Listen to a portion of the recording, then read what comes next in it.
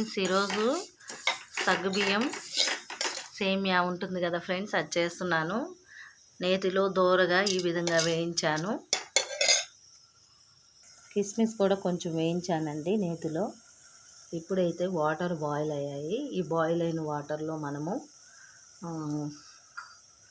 ఒక్క చుక్క నెయ్యి వేసుకున్నాము. నెక్స్ట్ వచ్చేసరికి సగ్గుబియ్యం వేద్దాం. ఫ్రెండ్స్, సగ్గుబియ్యం అండి, చూసారా చక్కగా నానాయి. ఇవి 2-3 గంటలు నానబెట్టాను, త్వరగా ఉడికిపోతుందని. ఎందుకంటే ఇప్పుడు గ్యాస్ సంగతి మనందరికీ తెలిసిందే కదా, చాలా కష్టంగా ఉంటుంది. అందుకని చెప్పేసి అలా నానబెట్టాను, త్వరగా అయిపోతుంది. ఇలాగా వేసి బాయిల్ చేసుకోవాలి. ఈ విధంగా వేసి ఉడకబెట్టుకోవాలండి.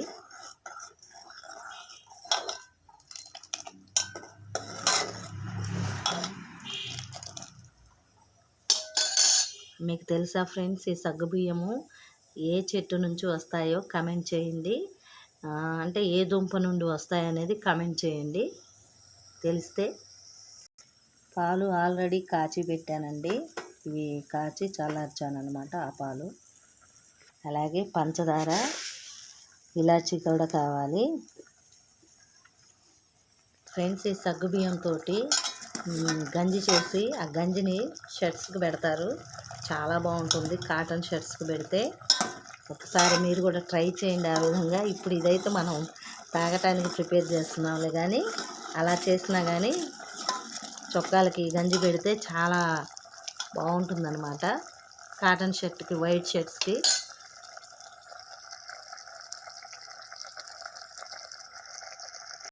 ఫ్రెండ్స్, వెనకటి కాలం పెళ్ళిళ్ళల్లో ఈ జోరుని పెట్టేవారు. జోరు అంటే పరమాణాన్నే జోరు అనేవాళ్ళండి. వాళ్ళు జోరు జోరు జోరు జోరు అని వడ్డించేవాళ్ళు అనమాట. చాలా చాలా అమ్మీగా టేస్టీగా ఉండేది.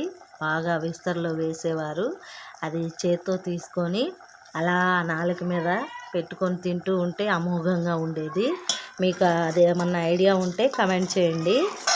ఎవరో అరుస్తున్నారు బయట, చూసారా. మనము సేమియా కూడా వేసాము, ఉడుకుతూ ఉంది. ఇప్పుడైతే కొంచెం షుగర్ని యాడ్ చేసుకున్నాం. ఇలాచీ పొడి కూడా వేసానండి. పంచదార వేస్తాను ఇప్పుడు.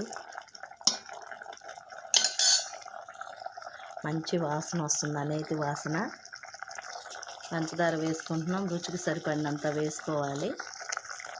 ఇప్పుడు మనం పాలు వేసేసుకున్నామండి. పొయ్యని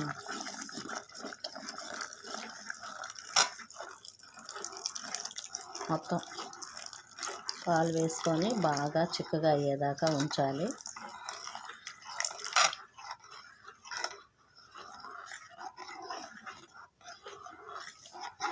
మరి మీరు కూడా మా ఇంటికి రండి, జోరు తాగుదురు. కానీ జోరు ఇంకొంచెం చిక్కగా అవ్వాలండి.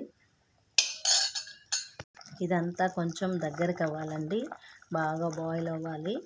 ఒక 5 మినిట్స్లో అయిపోతుంది. చక్కగా సర్వ్ చేసుకొని డ్రై ఫ్రూట్స్తో వడ్డించుకోవటమే. డ్రై ఫ్రూట్స్ నా దగ్గర లేవండి, కిస్మిస్సే ఉన్నాయి, అవే వేస్తున్నాను. మీ దగ్గర ఉంటే జీడిపప్పు అలాంటివి వేసుకోండి. వేడిగా తిన్నా బాగుంటుందండి, చల్లగా సర్వ్ చేసుకున్నా చాలా చాలా బాగుంటుంది. ఫ్రెండ్స్, ఎంతో టేస్టీగా యమ్మీగా ఉండే ఈ జోరు తయారైందండి. ఇంకొంచెం ఆగితే చిక్కబడుతుంది, బాగుంటుంది. జోరు జోరు అనుకుంటా మనం కూడా తింటాం అన్నమాట. ఈ జోరుని ఇప్పుడు సర్వ్ చేస్తున్నాను. చూసారా, ఎంతో యమ్మీగా టేస్టీగా ఉండే జోరు రెడీ అయింది. మీరు కూడా ఒకసారి ట్రై చేయండి. ఇప్పుడైతే మా హస్బెండ్ టేస్ట్ చూసి చెప్తారు ఎలా ఉందనేది. ఏమండి రవి గారండి, టేస్ట్ చూసి ఎలా ఉందో చెప్పాలి మీరు. మా హస్బెండ్కి చెమటలు బాగా పట్టాయండి, తను ఇప్పుడే వచ్చారు.